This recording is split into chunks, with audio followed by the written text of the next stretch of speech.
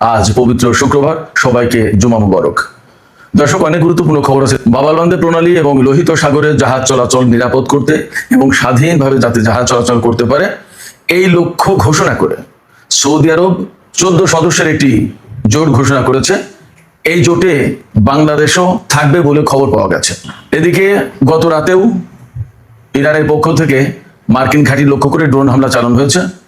ইরানের জাতীয় সংসদের স্পিকার বাকের করিবভ তিনি বলেছেন, কেশম দ্বীপে আমেরিকা যে বর্বর হামলা চালিয়েছে তার জন্য তাদেরকে মূল্য দিতে হবে।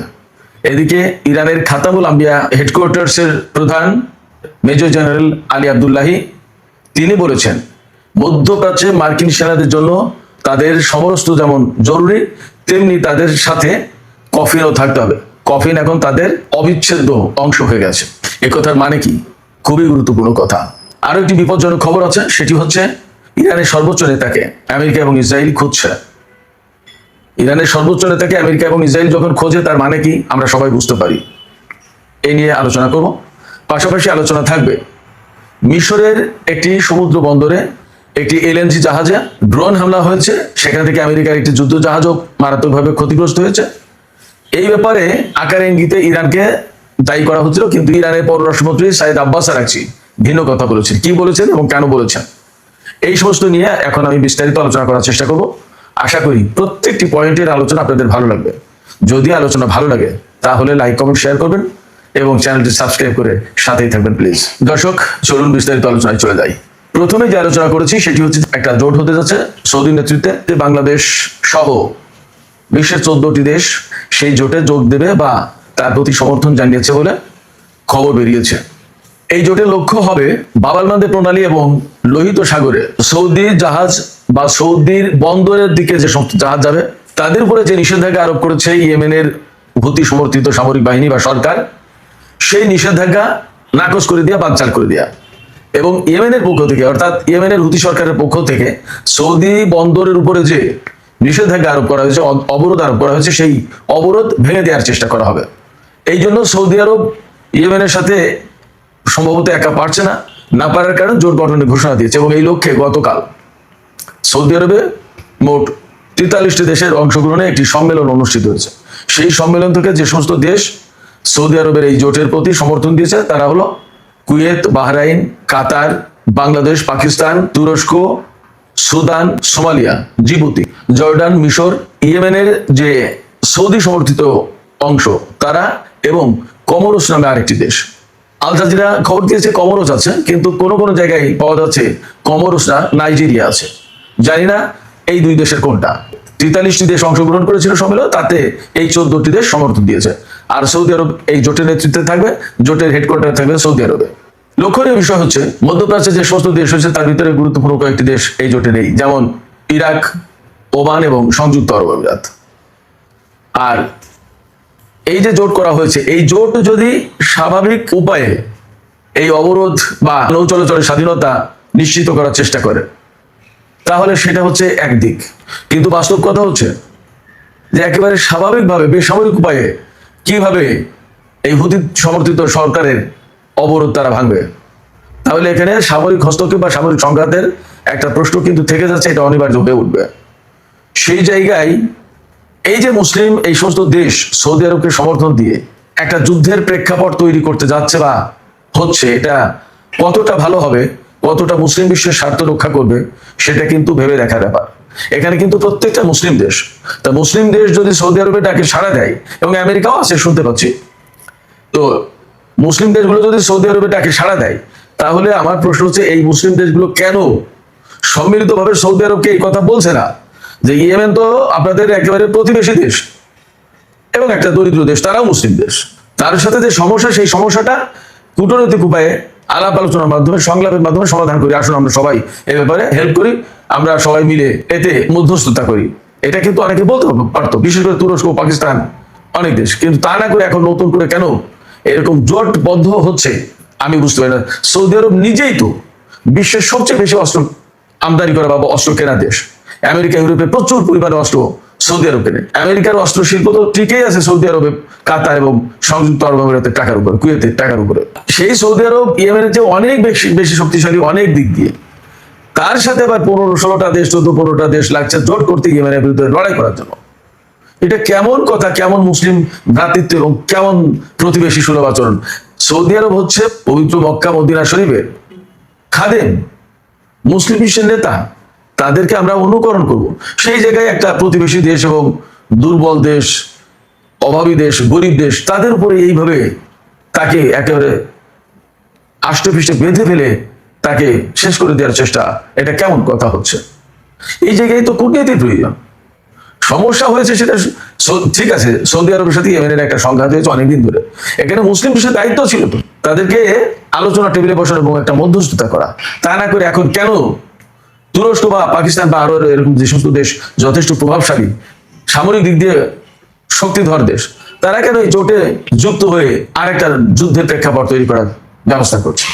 আমরা আজকের এই আলোচনার মধ্য দিয়ে বাংলাদেশ সহ মুসলিম বিশ্বের যে সমস্ত গুরুত্বপূর্ণ দেশ আছে, বিশেষ করে যারা এই জোটে যোগ দিতে যাচ্ছে বা যোগ দেওয়ার খবর বেরিয়েছে, তাদের প্রতি একান্ত অনুরোধ জানাবো, একান্ত আহ্বান জানাবো, এই যুদ্ধ কখনোই কোনো সমাধান আনবে না।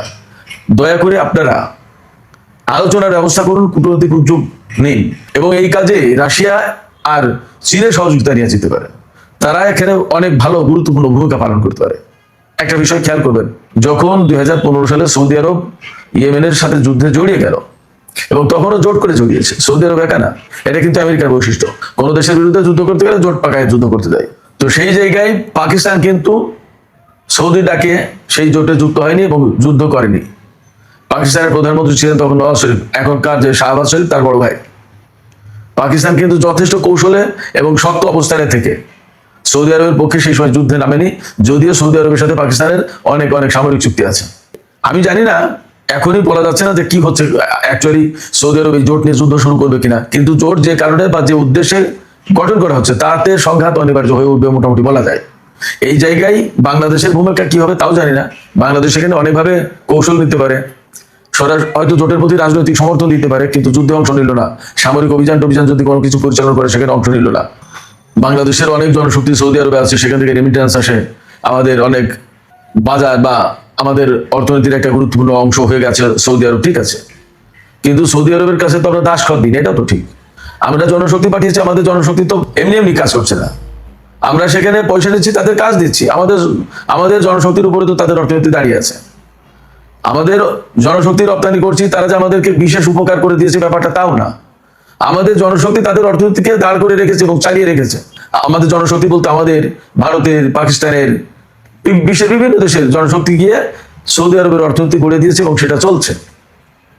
আর সেখানে জনশক্তি পাঠিয়েছি বলে তাদের হয়ে যুদ্ধ করতে হবে, এটাও কোনো যুক্তিসঙ্গত না, এটা একটা অন্যায় দাবি। এই জায়গা থেকে বাংলাদেশকে একটু শক্ত অবস্থানে থাকতে হবে আমি মনে করি। আবার কূটনীতির আশ্রয় নিতে হবে, আমাদের স্বার্থও দেখতে হবে যাতে সৌদি আরবের সাথে কূটনৈতিক সম্পর্ক খারাপ না হয়, সেদিকেও চেষ্টা করতে হবে।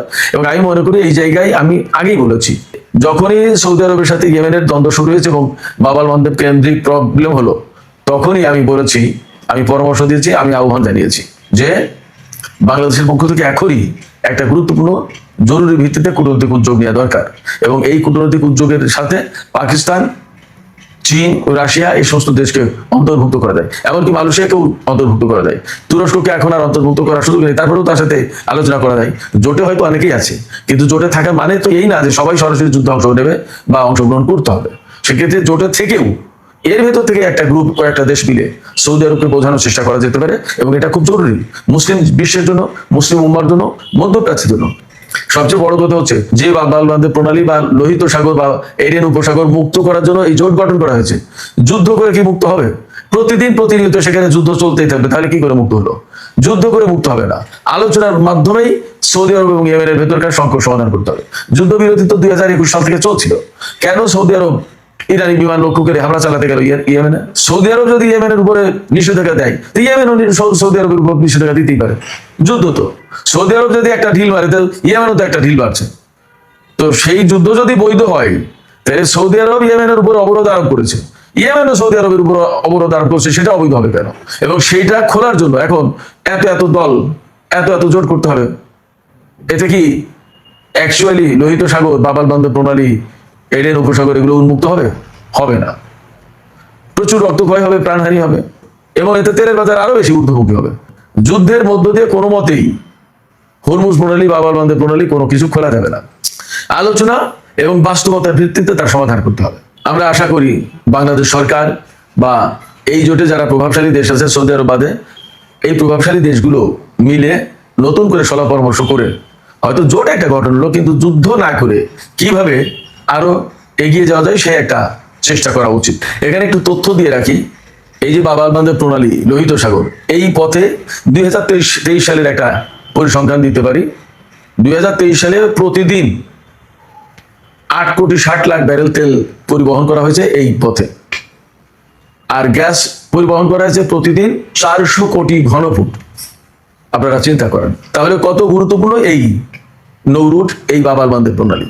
সেই প্রণালী যখন বন্ধ, আর তাকে যদি যুদ্ধ করে মুক্ত করতে যেতে হয়, তাহলে গ্যাসের দাম, তেলের দাম কোথায় যাবে, বিশ্ব অর্থনীতি কি অবস্থায় দাঁড়াবে। আর এই প্রণালী দিয়ে তো শুধু তেল এবং গ্যাস যায় না, ইলেকট্রনিক্স পণ্য, পোশাক সামগ্রী, তারপরে সার, আরো গুরুত্বপূর্ণ কত জিনিস যায়।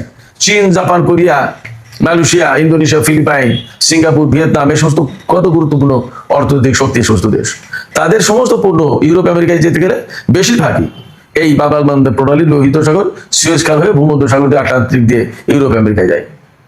অতএব যুদ্ধ করে এখানে সমাধান হবে এটা আসলে ভাবার কোনো সুযোগ নেই। আমি মনে করি এখানে কূটনীতি শেষ কথা। দর্শক, এবার আমরা ইরানের যুদ্ধ প্রসঙ্গে আসি। ইরান গত রাতেও কুয়েতে একটি মার্কিন সামরিক ঘাঁটির উপর ড্রোন হামলা চালিয়েছে, তাতে ক্ষয়ক্ষতি হয়েছে অবধারিত। বড় কোনো খোঁজখবর এখন আমার কাছে আপাতত নেই, তবে এইটুকু বলি যে ইরানের জাতীয় সংসদের স্পিকার বাকের কলিবাফ তিনি বলেছেন গতকাল যে কেশম দ্বীপে আমেরিকা হামলা চালিয়েছিল এবং সেই হামলায় একটি বাড়ি একদম বিধ্বস্ত হয়ে চাপা পড়ে মা বাবা এবং ছোট্ট একটি মেয়ে মারা গেছে। সেই ব্যাপারে সরাসরি হুমকি দিয়ে বলেছেন বাকের কলিবাফ যে আমেরিকাকে এই বর্বর হামলার জন্য মূল্য দিতে হবে। এদিকে ইরানের খাতামুল আম্বিয়া হেডকোয়ার্টার্স, এই হেডকোয়ার্টার্স থেকে ইরানের সমস্ত বাহিনীর যুদ্ধ কৌশল সমস্ত সবকিছু এখান থেকে কোঅর্ডিনেট করা হয়, পরিচালনা করা হয়।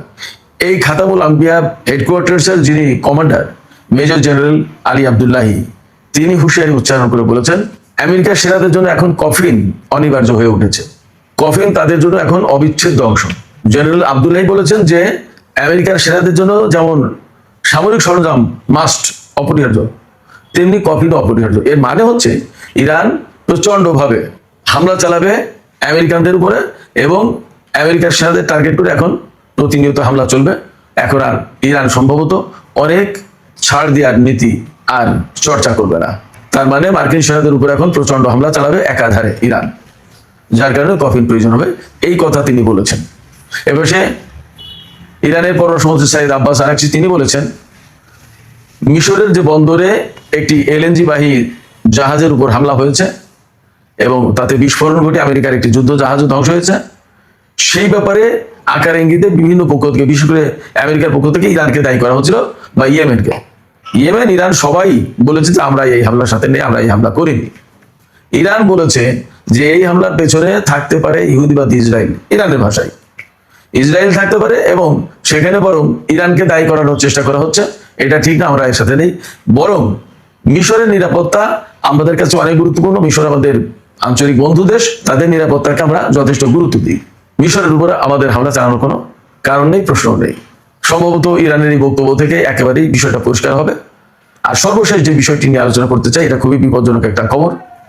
সেটা হচ্ছে আজকেই খবর বের হয়েছে দেখলাম, ইরানের বর্তমান সর্বোচ্চ নেতা সাইদ মুস্তফা খামেনি, তাকে আমেরিকা এবং ইসরায়েলের গোয়েন্দারা খোঁজাখুঁজি করছে। তিনি সর্বোচ্চ নেতার দায়িত্ব গ্রহণের পর আজ পর্যন্ত জনসমক্ষে আসেননি। এই অবস্থায় তিনি কোথায় আছেন তার অবস্থান শনাক্ত করার চেষ্টা করছে আমেরিকা এবং ইসরায়েল। লক্ষ্যটা সহজ, আমেরিকা এবং ইসরায়েল যখন ইরানের সর্বোচ্চ নেতার অবস্থান শনাক্ত করার চেষ্টা করে, তার মানে হচ্ছে তাকে হয়তো হত্যা করার চেষ্টা করছে। কিন্তু একথাও ঠিক, ইরানের সাবেক সর্বোচ্চ নেতা সাইদ আলী খামেনিকে হত্যা করে আমেরিকা কি তার লক্ষ্য অর্জন করতে পেরেছে? যদি নতুন নেতাকে হত্যা করে আমেরিকা কি তার লক্ষ্য অর্জন করতে পারবে? পারবে না। বরং তাদের জন্য বিপদ আরো বাড়বে, মধ্যপ্রাচ্যের পরিস্থিতি আরো জটিল হবে এবং ইরান কি তখন ছেড়ে দেবে? ছেড়ে দেবে না। বরং এখন আমরা দেখতে পাচ্ছি, শুনতে পাচ্ছি যে ওই যে মেজর জেনারেল আলী আব্দুল্লাহি বললেন যে আমেরিকান সেনাদের জন্য কফিন মাস্ট। তাদের সাথে যেমন সামরিক সরঞ্জাম থাকে তেমনি তাদের সাথে এখন কফিন থাকতে হবে। তার মানে ইরান আমেরিকান সেনাদের বিরুদ্ধে অনেক বেশি শক্ত অবস্থানে যাচ্ছে। সুপ্রিয় দর্শক, এখনকার আলোচনা এখানে শেষ করতে চাই। আলোচনা শেষের আগে আমি আপনাদের কাছে মতামত জানতে চাই। আশা করি আপনারা চিন্তাশীল মন্তব্য করবেন। সৌদি আরব এই যে জোট গঠন করলো, এই জোটের উচিত হবে কি ইয়েমেন বা হুতিদের বিরুদ্ধে যুদ্ধ করা বা বাব আল মানদেব প্রণালী এবং লোহিত সাগর উন্মুক্ত করার জন্য যুদ্ধে জড়িয়ে পড়া, নাকি তাদের উচিত হবে সম্মিলিতভাবে সৌদি এবং ইয়েমেনের মধ্যকার চলমান সংকট নিরসন করার জন্য কূটনৈতিক ভূমিকা নেওয়া, উদ্যোগ নেওয়া? আপনাদের মতামত জানিয়ে কমেন্টে লিখতে পারেন। আর ভিডিও ভালো লাগলে লাইক কমেন্ট শেয়ার করবেন এবং চ্যানেলটি সাবস্ক্রাইব করে সাথেই থাকবেন। দর্শক, এখনকার আলোচনা এখানে শেষ করতে চাই। আপনারা সবাই অনেক অনেক ভালো থাকুন। আল্লাহ হাফেজ।